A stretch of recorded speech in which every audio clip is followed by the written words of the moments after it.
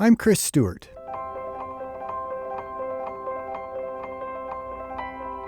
I'm the 8th child in a family of 10 children. I grew up on a farm milking cows and hauling hay, and I was blessed to call Cache Valley my home.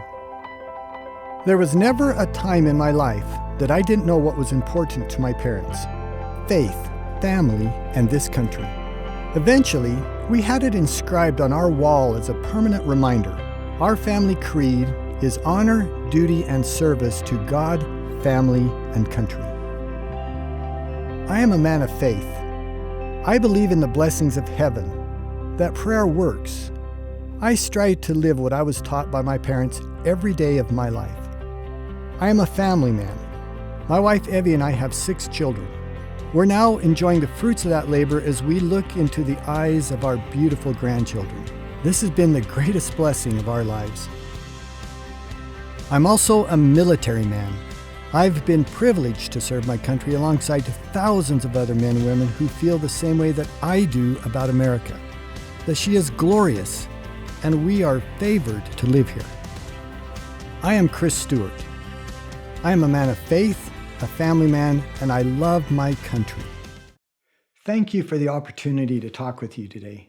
I wish we could be together, but we will soon. I promise you that. We all know these are critical times. They're dangerous times. But isn't it great to be in the fight when it really matters?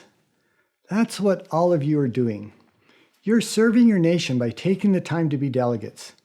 Thanks for doing that. I'm the only major candidate for federal office who has always honored the convention system. I have always trusted you. And now once again, I'm asking to be your first choice on the ballot. So let's talk about the fights that matter.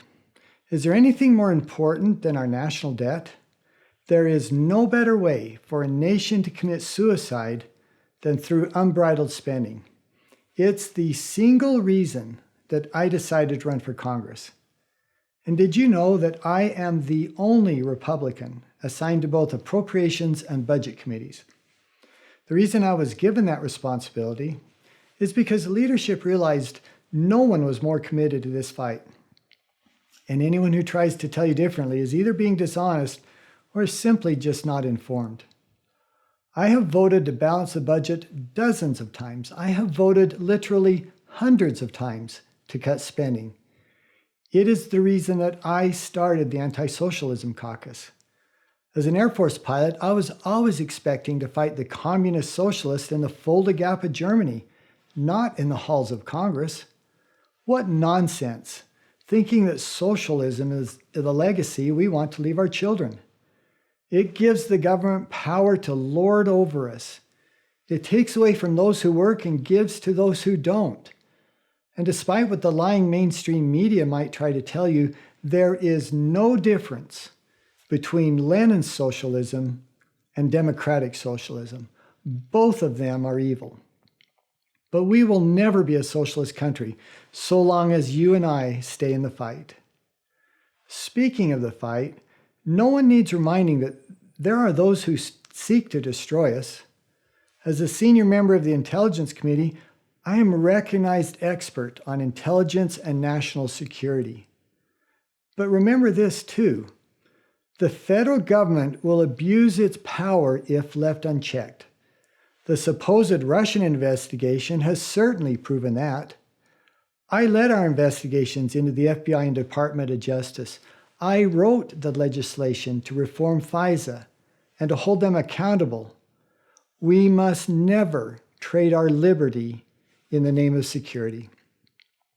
On so many other issues, I have been the leader in the fight: suicide prevention, protecting religious liberty, helping our rural counties claw back control over their own lands.